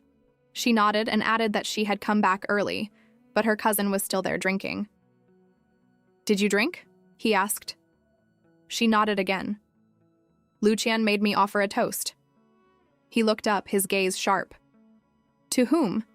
"The young master of the Hao family," she said, and she could see the veins in his temples throb. He suppressed his anger, his voice dangerously calm. "Who brought you home?" "I took a taxi," she replied without batting an eye. He stared at her. I heard the roar of that engine from behind the main gate. You can get a sports car for a taxi now? She calmly explained that a sports car had just passed by, and that it was common in their neighborhood. Just then, the deafening roar of a supercar engine came from outside. Duan Shuming had just restarted his car and driven off. The perfect timing seemed to ease Lu Chuliang's tension slightly. He waved her away, telling her to go upstairs and copy the admonitions for women twice as punishment. She meekly agreed and went upstairs. Once in her room, she quickly hid the phone and waited. She hoped Duan Shuming wouldn't let her down. In the study, Lu Chuliang tapped his fingers on the desk and asked the butler if he had gotten the license plate. The butler reported that he hadn't, and that the second miss had indeed returned alone. Lu Chuliang thought for a moment, then ordered, "Find out which club they went to tonight." On the other end of the line, in the private parking lot of the lounge, Duan Shuming got out of his car and tossed the keys to his friend. Zhan Xiang caught them, surprised that he was back so soon. "You really just dropped her off? Nothing happened?" Duan Shuming didn't break his stride. "Pull up the surveillance footage for me. That woman was asking about the cameras for a reason." Chan Shang was confused. "Why is everyone asking for the footage tonight?" Duan Shuming stopped and turned. "The Liu family just called too," Zhan Xiang continued. "They specifically asked for tonight's surveillance video." A look of understanding flashed in Duan Shuming's eyes. The sounds of shouting from the first-floor hall of the Liu family mansion were loud enough to shake the roof. But Lu Mingyu remained attached in her small room on the third floor, until a heart-stopping pounding on her door began. Her aunt, Du Wengxin, was screaming hysterically from the other side, sounding as if she was about to tear the door off its hinges. Lu Mingyu ignored her, but the next second, her aunt burst in like a madwoman, grabbed her, and started dragging her downstairs to face the others. The woman's grip was surprisingly strong. Lu Mingyu was spun around and slammed hard against the wall. A sharp, searing pain shot through her right shoulder, and her entire arm began to spasm uncontrollably. A cold sweat broke out on her forehead, and the pain was so intense she couldn't even scream. But her aunt didn't care, just dragged her down the stairs like a sack of potatoes and shoved her in front of a seated Lu Chuliang. The air in the hall was thick and suffocating. Lu Tian was crying, her face a mask of anger and self-pity, as she stomped her foot and insisted it was just a private party with no strangers. Lu Chuliang took a sip of his tea, his expression unreadable. "Did you make your cousin drink with him?" Lu Tian immediately denied it, claiming she had even checked the glass to make sure it was just juice. But then, Lu Mingyu interjected coldly, admitting that she had drunk alcohol. At that, Lu Tian completely lost it, pointing at her and screaming, "You're lying!" Lu Mingyu then calmly suggested an alcohol test. Seeing her so unflappable, Lu Tian was about to explode. She shrieked that she must have been drinking when she was off fooling around with He-song. Just then, Lu Lin stared at Lu Mingyu and demanded to know what was going on between her and He-song. Lu Tian quickly pulled out her phone and presented her evidence, a photo of Lu Mingyu following He-song. The two of them disappeared together for over half an hour in front of everyone. Seeing this, Du Wengxin crossed her arms and sneered at Lu Chuliang's carefully raised proper young lady who had run off with some strange man. Lu Chuliang's face turned black, and his venomous gaze fixed on Lu Mingyu. He immediately ordered Lu Lin to get the surveillance footage. As Lu Lin left, Lu Qian shot Lu Mingyu a look that screamed, "You're dead." But to everyone's surprise, Lu Chuliang, still rolling his olive pit beads, spoke in a calm but authoritative voice. He told Lu Qian to wait there, but sent Lu Mingyu back to her room to copy the admonitions for women, demanding she finish both copies before Lu Lin returned. Du Wengxin was about to protest the unfairness of it all, but one look at the barely contained rage in her husband's eyes made her shut her mouth with a snort. Back in her room, Lu Mingyu laid out the paper, but her right hand was trembling so violently she couldn't hold the brush. The pain in her shoulder forced her to use her left hand. She had to finish before that monster returned. Otherwise, when Lu Chuliang lost his temper, the consequences would be unimaginable. A few dozen minutes later, she put down her brush. She got up, glanced at the closed door, and pulled her hidden phone out from under her pillow. As expected, there was a message from Shu Suyue saying that Lu Lin was at the lounge getting the surveillance footage. At the same time, a simple two-word message from Duan Shuming popped up. "Don't worry." Seeing those words, her racing heart finally settled. When she returned to the first-floor hall, the atmosphere was suffocating. She broke the silence, announcing she was finished. Lu Chuliang didn't even look up. But when he finally glanced at the papers, he suddenly flung the thick stack at her face. With a sharp slap, the papers scattered like snowflakes. Du Wengxin picked one up and her face contorted in a rage. How dare you write in cursive? She shrieked, raising her hand to throw the papers back at her. This time, Lu Mingyu didn't stay silent. She sidestepped the attack and explained coolly that her aunt had injured her shoulder when she had dragged her downstairs, and she couldn't hold the brush with her right hand. Lu Qiuliang finally looked up and turned his gaze to his wife, but she just sneered, mocking her for being so delicate that a little pull could injure her. Suddenly, he slammed his hand on the table, the sound making everyone jump. The butler hurried over and he ordered, "Take the second miss to the hospital tomorrow." Lu Qian understood. He didn't say to go immediately, but tomorrow. This meant the night's events weren't over. Her father's anger was about to explode. Soon, Lu Lin returned with the surveillance footage. "Play it," Lu Qiuliang said. Lu Lin projected the video onto the wall in front of his father. Du Wengxian and Lu Qian immediately crowded around to watch. The first video showed Hisong leading Lu Mingyu to a door, but then she just stood outside alone while he walked away. There was no long private encounter. The whole thing took less than 2 minutes. Seeing this, Lu Qian's face turned pale, while Lu Qiuliang's frown relaxed slightly. Lu Qian's heart pounded. The timing is wrong, and the content has changed. Where's the part where the door was locked? I was watching from outside, not just standing there. Then, the second video began to play, this time with audio. Hao Lusheng was shown approaching Lu Mingyu with 2 glasses of wine, his eyes raking over her as he tried to force her to drink. She refused, saying she couldn't hold her liquor. The next second, Lu Qian was seen grabbing the glass and shoving it into Lu Mingyu's hand, her sharp voice clearly audible. "Drink it! And then go and toast Mr. Hao again!" Lu Mingyu was forced to drink it down. The part where Shu Suyue had stumbled and switched the glasses was completely gone. The wine and the juice were the same color, indistinguishable to the naked eye. Lu Qian looked as if she had been struck by lightning. "No, that's not what happened. This video is fake!" she screamed, waving her hands frantically. Lu Lin looked at his sister with disappointment. "It has audio. Why are you still lying?" Her eyes red with panic, she insisted she wasn't lying, that the video had been altered. He sighed. "I was only at the lounge for 10 minutes. How could they have known in advance and changed it? What could they even change in 10 minutes? Where are you going to find a tech expert in the middle of the night?" Seeing things were going badly, Du Wengxin just shrugged. "So she had a drink. What's the big deal?" But as soon as the words left her mouth, Lu Qiuliang slammed his olive pit bracelet on the table with a loud crack. Fear filled Lu Qian's eyes. She was about to apologize, but her father gave her no chance. He strode over, grabbed her by the wrist, and started dragging her toward the small, windowless dark room. Du Wengxin panicked, screaming as she tried to stop him. "Lu Qiuliang, you're insane! Let go of my daughter! You've completely lost your mind!" Amidst the chaos, a faint, mocking smile touched Lu Mingyu's lips. She then calmly returned to her room and pulled out the matte black phone. A message from Duan Shuming popped up on the screen. "Are you okay?" She looked at the words and replied, "Everything's fine. Thanks."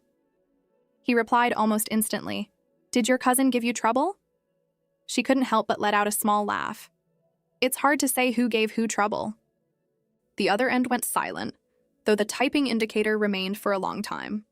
Finally, a new message appeared. "Do you like Cantonese food? I'll pick you up for dinner tomorrow." A restaurant location followed.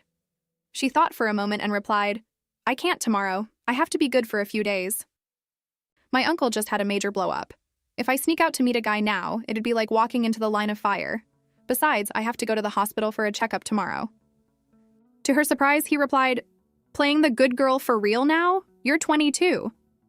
The quotation marks and the teasing tone were palpable even through the screen. She paused, then tossed the phone onto her bed in annoyance. In a private room at the lounge, Duan Shuming put down his phone, looking pleased. 2 technicians packed up their equipment and left respectfully. Jan Sang saw them out and returned, shrugging his shoulders. "Ming, what is with that Lu family?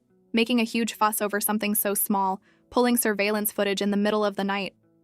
No wonder their family is in decline. It's like they're interrogating a prisoner." Duan Shuming frowned. "It does make it hard to pursue her when she's so restricted." Jan Shang then teased, "But you're really spoiling her, Ming? You anticipated she might get in trouble and had the tech experts on standby. That was fast."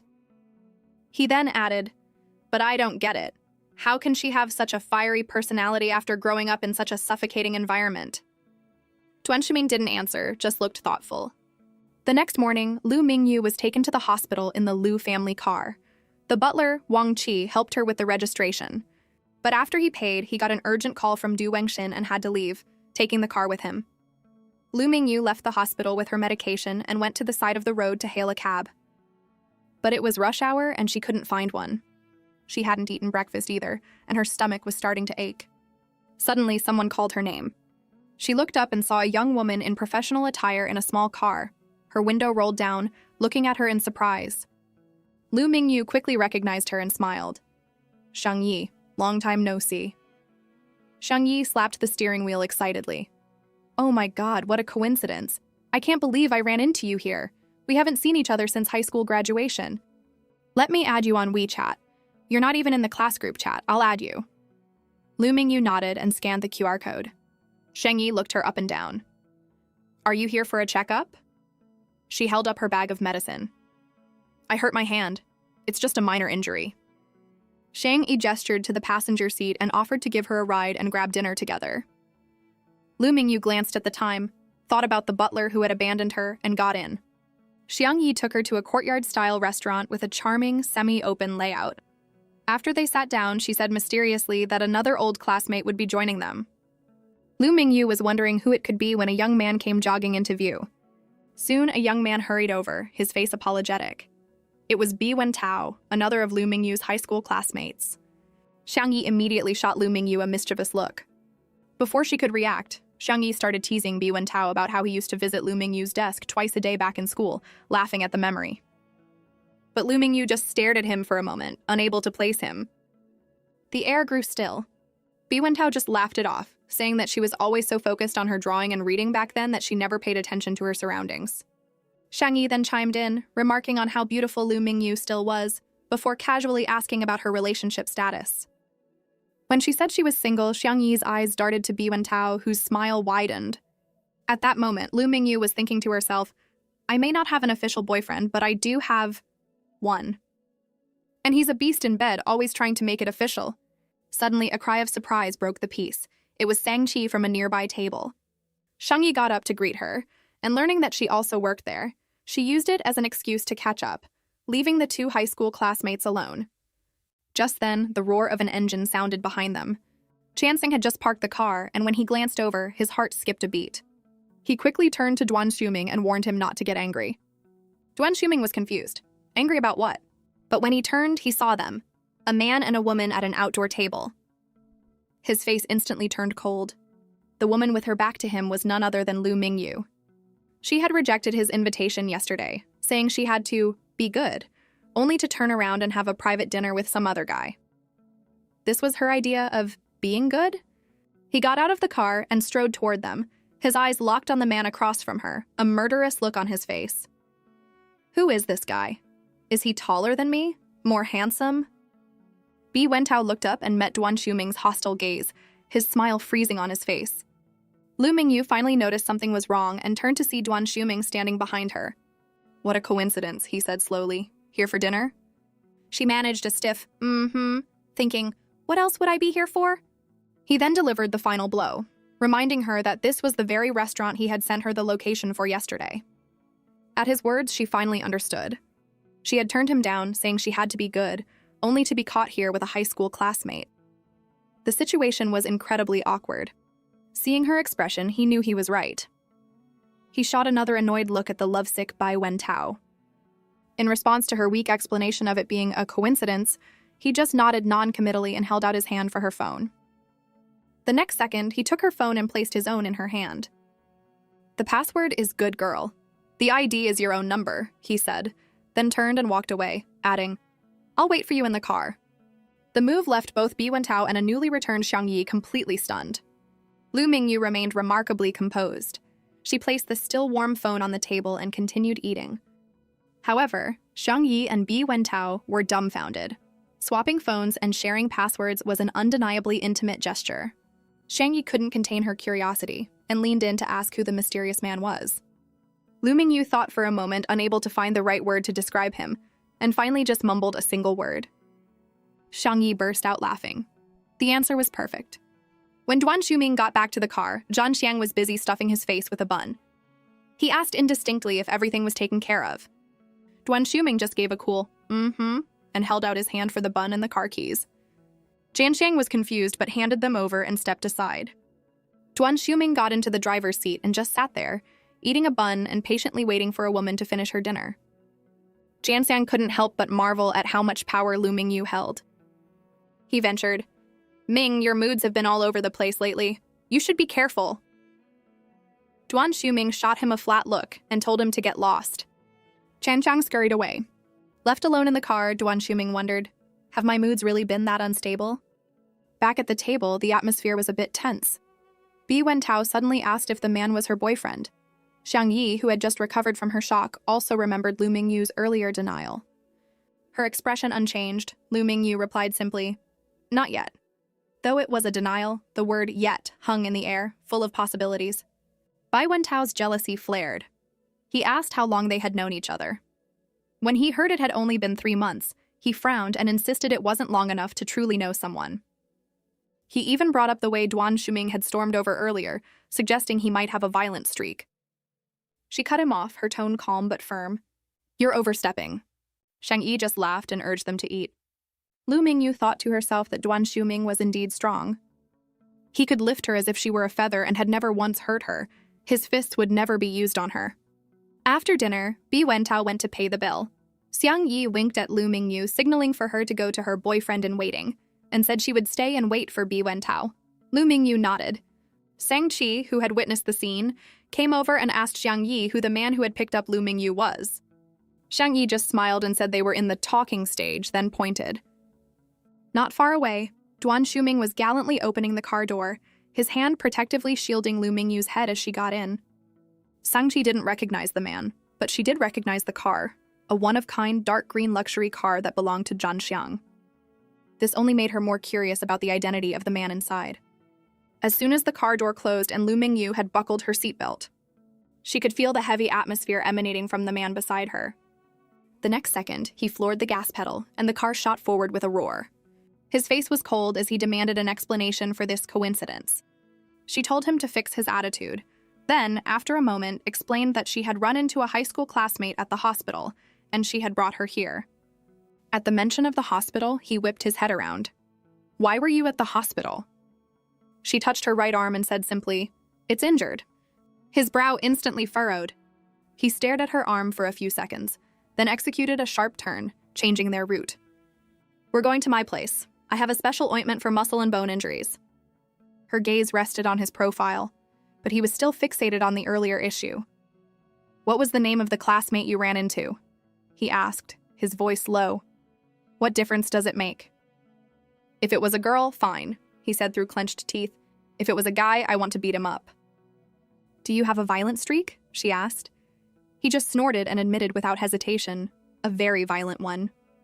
Seeing her silence, he glanced at her again. "Did you go with a guy classmate alone?" Before she could answer, he added, "What about me?" She finally couldn't take it anymore. "Who are you to me? Why are you so controlling?" Duan Xiuming nearly choked. He had to admit he had no comeback for that. But then she added another jab. "And what if it had been a male classmate?" A cold light entered his eyes. "I'd hide her away in my den first, then go back and cripple the guy." When she questioned if he would cripple her too, he let out a humorless laugh. "Are you crazy? I don't have a domestic violence problem." She just turned to look out the window and said casually, "It was a female classmate." The aggressive energy instantly drained out of him. "Oh, then it's fine." "You haven't eaten?" she asked. He snorted again. "I was supposed to meet Zhanxiang, but I lost my appetite." The car soon pulled into the parking garage of a high-end lakeside apartment building. She got out and followed him into the elevator. The small space was so quiet they could hear each other breathe. He suddenly looked at her sideways. "You've got a lot of nerve." She just glanced at him, then helpfully reminded him, "You were the one who made the first move. It's debatable who slept with whom." He was speechless and could only accept defeat. As soon as the elevator doors opened, he unlocked the door. Then he grabbed her left hand and pressed her finger against the scanner to register her fingerprint. She gave him a look, but his gaze just drifted down to her throat. The predatory look in his eyes was so intense that she couldn't help but ask, "Why are you staring at my vital points?" He just replied coolly, "I was thinking of taking a bite, didn't get to try it last time." With that, he pulled her inside and pointed to the sofa. "Take off your shirt." He then went to get the ointment. She sat there, frozen and a little awkward. When he returned, he saw her and raised an eyebrow. "You can be shy? You were the one who asked to sleep with me, after all." He then muttered under his breath, "It's not like I haven't seen it all." She didn't argue further and turned to expose her right shoulder. His warm hand pressed against her skin, the ointment seeping in as he applied pressure, his fingers expertly finding the pressure points. At first, the pain was sharp, but soon it began to subside. "Is this your usual routine?" she asked. "Getting girls to take off their clothes and then applying ointment?" His eyes widened, clearly surprised by her line of thinking. When she questioned his self-control, he retorted, "Otherwise, why would I have slept with you? It was a choice, not a matter of self-control." After he finished, he gently squeezed her shoulder bone and remarked that she never exercised. "I've been slacking off since I was 12, she admitted. His eyes darkened, and he suggested meaningfully that she should start working out. "Otherwise, I won't be fully satisfied." She was still processing his words when he pointed to her calf, even reaching down to pull up her pant leg himself. Before she could react, he had revealed a large, shocking bruise. "I've been training since I was a kid," he explained as he applied the ointment. "I'm very sensitive to how people move." She could feel the perfect amount of pressure from his hands and asked if he was a good fighter. He just nodded and said he was afraid to use too much force, worried he might accidentally break her fragile bones. After he finished applying the ointment, he gently straightened her clothes. She sat there, stiff, and finally managed a soft, "Thank you." He then handed her a phone, explaining it was a new, top-of-the-line, untraceable model. An idea sparked in her mind. "Does it protect me from you?" His face darkened. "Are you planning on finding another man behind my back?" When she didn't answer, he frowned and demanded a response. "I won't," she said. But as she reached for the phone, he pulled it back, saying he needed to put the SIM card in first. She just watched him, her gaze more probing than ever. She realized she had never met anyone like him.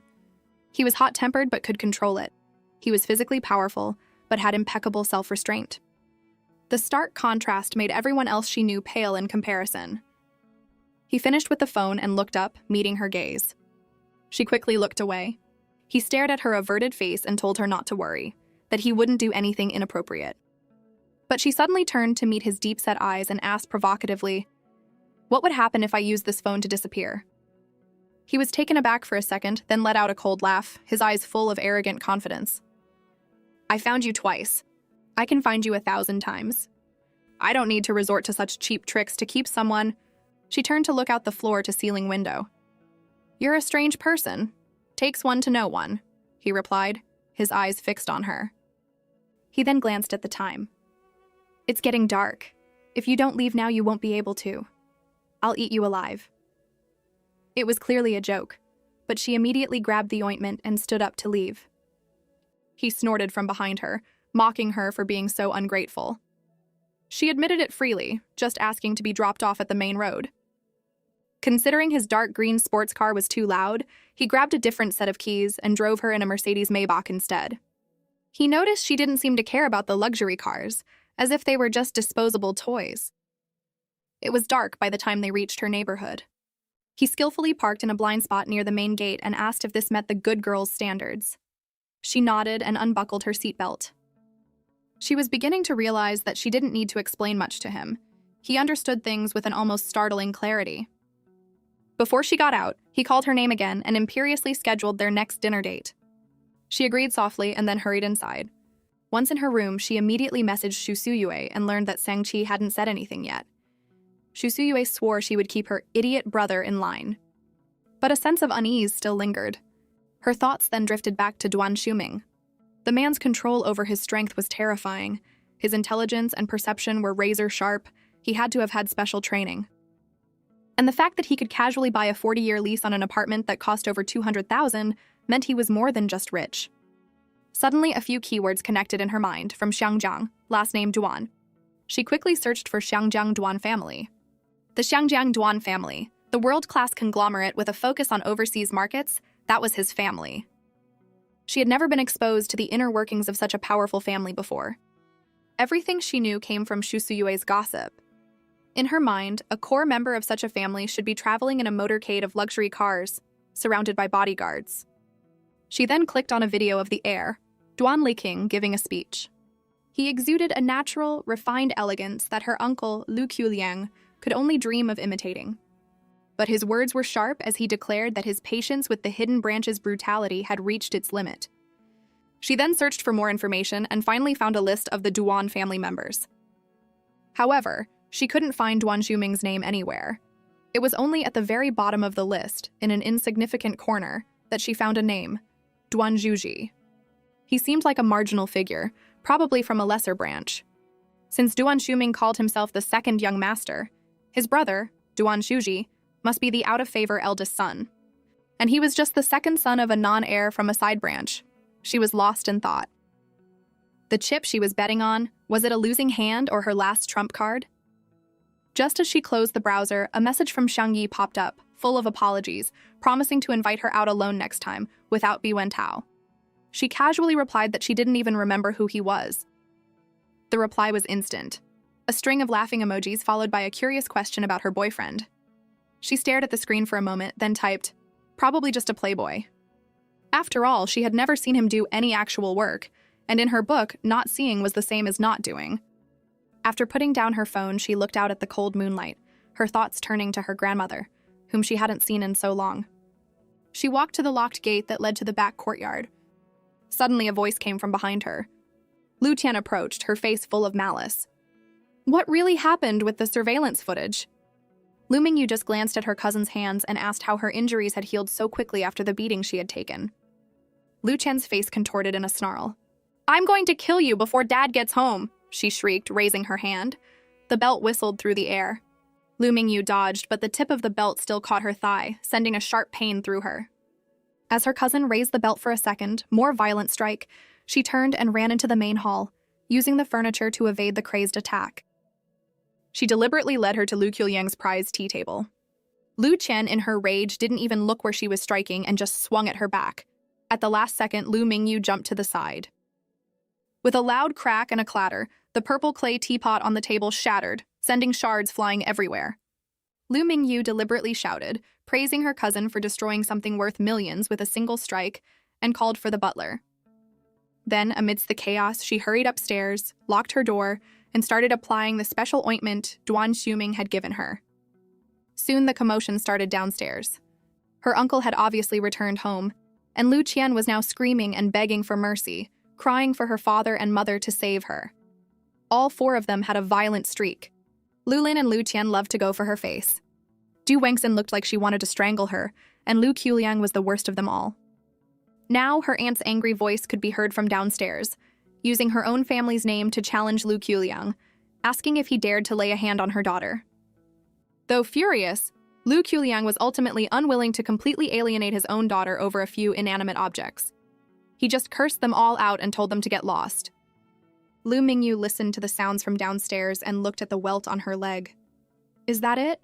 Just a few angry words? That's not enough. A dark look entered her eyes. She picked up her phone and called Duan Shuming, asking him to dinner the next day. Duan Shuming pulled the car to a smooth stop at the edge of the road outside her residential community. He was in a great mood, but before he could even savor it, Lu Mingyu's frail figure emerged from a side gate. The smile on his face froze, his eyes locking onto her legs. Her movements were stiff, and each step seemed to be an effort. She's in pain. Before he could process it, she had already opened the passenger door and gotten in. His brow tightened. "Did your family lay a hand on you again?" he asked, his voice low. He remembered the unexplained injuries on her body from a few days ago, and now her other leg was hurt. But she just stared straight ahead, her tone as flat as if she were discussing the weather. "It's just punishment. It's normal." He couldn't understand how a 22-year-old woman could still be treated this way. She turned to look at him. "How old are you?" He suppressed the anger in his chest and grunted. 24. "Have you ever been hit?" she asked. "My family has never laid a finger on me," he replied, his face cold. She turned to look out the window. That must be what a happy family was like, the kind that made you jealous. Suddenly, he reached out and cupped her face, forcing her to look at him. "How long has this been going on?" he asked, his voice rough. She lowered her eyes, her voice barely a whisper. 10 years, I guess. A sharp pang went through his heart. Finally, with a determined look in his eyes, he said her name. Lu Mingyu, do you want to get married? I'll marry you. She looked up, her eyes wide with surprise. This was not what she had intended, but he had just offered her the ultimate solution. His voice was low and steady. The Duan family doesn't have rules about corporal punishment. Once you're my wife, no one in this world will dare to touch you, including me. She hesitated. Are you going to propose to my family? He took her hand and promised, Give me 1 month. It won't be long. A month? She murmured. That's a long time. He was already typing on his phone. I want to do it sooner, but the situation is complicated right now. I wanted my brother to handle it, but he's tied up with something. She knew what he was talking about. The Duan family was in the middle of a chaotic internal power struggle. A proposal at this time would instantly make him a target. Are you and your brother close? She asked. He nodded. Of course. We're brothers. We're the only people in the world we can truly trust. It's a bit rushed, so we won't have time to plan a wedding right away. In a month, you'll come to Xiangjiang with me, and I promise I'll give you a proper wedding within 6 months. The speed of it all felt surreal, almost absurd. Aren't you afraid we're not compatible? Isn't this a bit impulsive? If we're not compatible, we'll work on it, he said, his tone leaving no room for argument. She tilted her head, teasing him. What if I have a criminal record? He just snorted. Not a big deal. Besides, the Duan family had no concept of divorce. Unless one of them died, marriage was a lifelong contract. She was speechless. And cheating is absolutely forbidden, he added. If you marry me, you can't even look at another man. If I mess around, I'll be disowned by the family. She wasn't scared, just amused. Aren't we messing around right now? He frowned. This is a normal relationship. Sleeping together before we even knew each other's names is normal, she shot back. That was a mutual decision, he retorted. Besides, you were the one who ran off the morning after. Duan Shuming led Lu Mingyu into a kanji hot pot restaurant. The familiar, fragrant steam hit her immediately. It was the taste of her childhood, a flavor she never expected to find in Shizi City. They sat down, and he took her hand, his rough thumb gently stroking her fingers. He smiled as he looked at her hand. It's so small. How do you even hold a paintbrush? She looked at their intertwined fingers and replied softly. It's not like I'm holding a gun. So soft and pale, he murmured. She shook her head, explaining that though they looked pale, the parts of her hand that held the brush were covered in thick calluses. He opened his own hand to compare. You call these thick? She had no reply. Do you mind that my hands are so rough? He asked. She studied his hands strong, with perfectly defined knuckles. They're fine, she said honestly. But he seemed determined to find something she didn't like about him so he could change it. She thought for a moment, but could only shake her head. Her reaction seemed to surprise him. You have such a great personality. You're a real treasure. But a wave of bitterness washed over her. She was no treasure. She was broken, rotten to the core. The kanji in the pot began to bubble, releasing a fragrant steam. He picked up his chopsticks and expertly cooked a piece of meat. The first piece went directly into her bowl. Here, try it while it's hot. This place is really authentic. She stared at the food and froze. It had been 10 years since her family's tragedy, 10 years since she had been put first. She was used to eating the leftovers, but today, the first, most tender piece of food had been given to her. Her dazed expression confused him. What's wrong? She quickly composed herself and said it was nothing, but she couldn't help but ask, Young Master Duan, I have a question. He raised an eyebrow, annoyed, and corrected her again, telling her to choose between Ming and husband. She was silent for a moment before she finally asked how he had gotten so good at taking care of people. He gave her a playful look. Are you jealous? She didn't back down. Do I have someone to be jealous of? He finally laughed and admitted that there were no other women in his life. He had learned everything from watching his parents and his brother and sister-in-law be affectionate with each other. He then officially confirmed their status as a couple. She tilted her head, waiting for him to continue. Since I'm your boyfriend, can I make a few small requests? She raised an eyebrow, intrigued. Go on? His gaze lingered on her full lips as he slowly suggested things like kissing and hugging. As for everything else, he said, that could wait until her injuries had healed. Lu Mingyu had expected him to lay down some domineering rule like, you're not allowed to eat with other men. But instead, a look of resignation crossed his face. I wanted to, he admitted, but you're just so rebellious. She didn't back down and even pushed him, asking if she really could go out to eat alone with other men. His face instantly darkened. He frowned and asked if she had any self-awareness, then huffed that his temper was legendary. Seeing him so worked up, she couldn't help but laugh and teased him about whether he was planning on beating someone up. He just scowled and started piling food into her bowl, then laid out his terms. Since he had no female friends, she was not allowed to have any male friends. She calmly swallowed her food and reiterated that she didn't have any male friends. He launched into a tirade, demanding to know who the man she was with the other day was and who the guy at the lounge was. She met his gaze and insisted she only had 2 close female friends, and it was up to him whether he believed her or not. He stared at her for a long moment, then his voice softened. He urged her to eat, muttering that she was too thin. She looked at him again. He was possessive and had a terrible temper, but his affection was so genuine it was almost overflowing, so sincere that she almost felt guilty for using him. At 10 o'clock that night, a black luxury car pulled up in front of a noisy bar. He sat in the driver's seat and naturally took her hand, not even asking why she was there. She turned to him. "Is John Xiang inside?" He nodded, saying that he had been hanging out with the Shizi City crowd lately. Her eyes flickered and she asked casually if there was a way to make Lu Qian's phone completely unusable, like dropping it in water.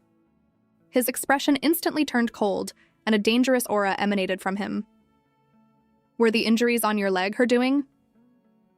She didn't answer directly, just asked if he could do it.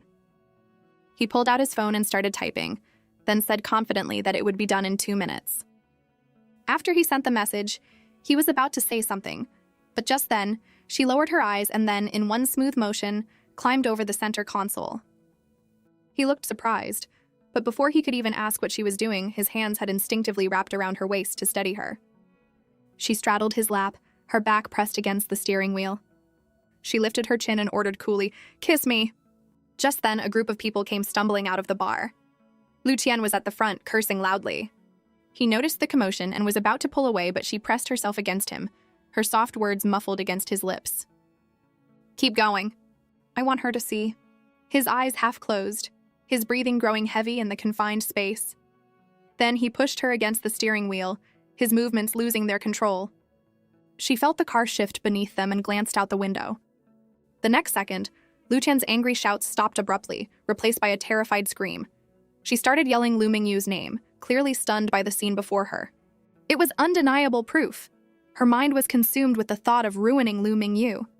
She fumbled for her phone, desperate to capture the damning evidence. Lu Qian had intended to use her phone to capture the shocking evidence, but she found the screen was black. It wouldn't turn on. She had no choice but to run back, screaming for everyone to come and see the lovebirds for themselves. Inside the car, the two of them broke apart. "Go," Lu Mingyu said. Without a word, he floored the gas and the car shot off like a shadow. Just then, another car pulled up beside Lu Mingyu. The window rolled down and Shu Suyue stuck her head out with a playful grin. "Get in, sweetie!" Lu Mingyu quickly got into the front passenger seat. Shu Suyue's eyes were sparkling with excitement. "I came as soon as I got your message," she said, turning the steering wheel. "I can't wait to see what happens next." Lu Qian was at the front, holding a phone she had borrowed from someone, frantically recording and yelling that Lu Mingyu was in the car, fooling around with a man. But the next second, her voice died in her throat, and she stared at the car in disbelief. Shu Suyu glared at the crowd. "What's this? Are you trying to start a fight?"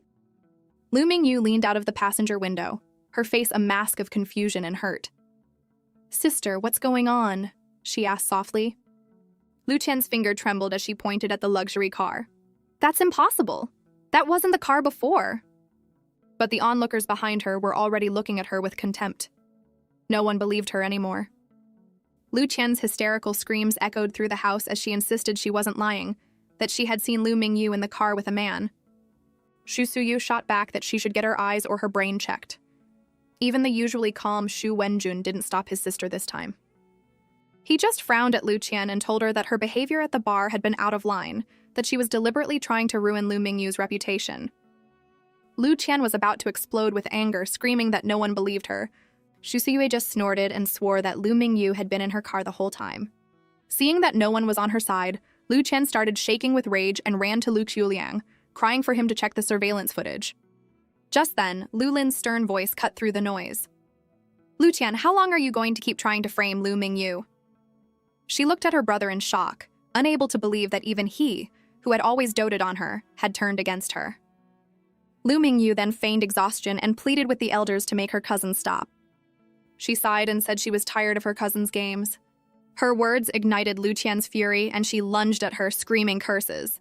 Shu Suyue reacted quickly, stepping in front of her and yelling at the madwoman for trying to attack someone in front of everyone.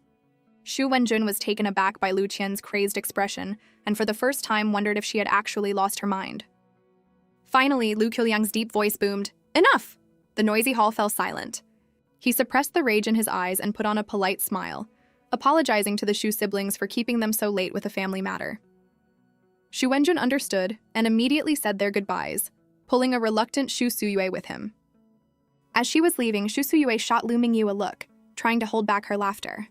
Du Wengxin wanted to stay, but Lu Qiuliang ordered her to see their guests out. She had no choice but to agree. Shu Suyue linked her arm with Du Wengxin's and chattered away, praising Uncle Lu's good manners while complaining about her own father's temper, deliberately slowing her down. Du Wengxin smiled along, but she was on edge. Xu Wenjun also played his part, and the two of them kept her occupied, giving her no chance to escape. Lu Qian, who had been so arrogant before, suddenly felt a chill. She tried to run to her mother for help, but it was too late. Lu Qiuliang grabbed her by the hair and slammed her head against the wall. With a sickening thud, she saw stars. He didn't stop, just dragged her by the hair like a sack of potatoes. This time he wasn't taking her to a guest room, but to the long-abandoned, damp warehouse in the side yard. Her cries for help echoed through the night. Lu Lin, sweating with anxiety, rushed to stop him, pleading with his father to have mercy on his own daughter. But Lu Qiuliang was consumed by rage and just threw her into the warehouse. The heavy iron door slammed shut, and silence returned to the hall. Lu Mingyu calmly walked to the tea table, poured herself a cup of warm tea, and began to drink. Tonight, the Lu family home was a scene of chaos and violence. When Du Wengxin returned and learned what had happened, she caused a huge scene, and Lu Qiuliang almost hit her too. Heartbroken and furious, she packed her bags and went to her parents' house. Lu Lin and Lu Qiuliang also left, each lost in their own thoughts. In the dark, suffocating warehouse, Lu Qian's sobs never stopped. She couldn't believe that the place that had once been Lu Mingyu's prison had now become her own. Just as she was about to lose hope, she heard a soft knock on the door. A flicker of hope sparked within her, and she called out for her brother. But the voice that answered was Lu Mingyu's, cool and unhurried.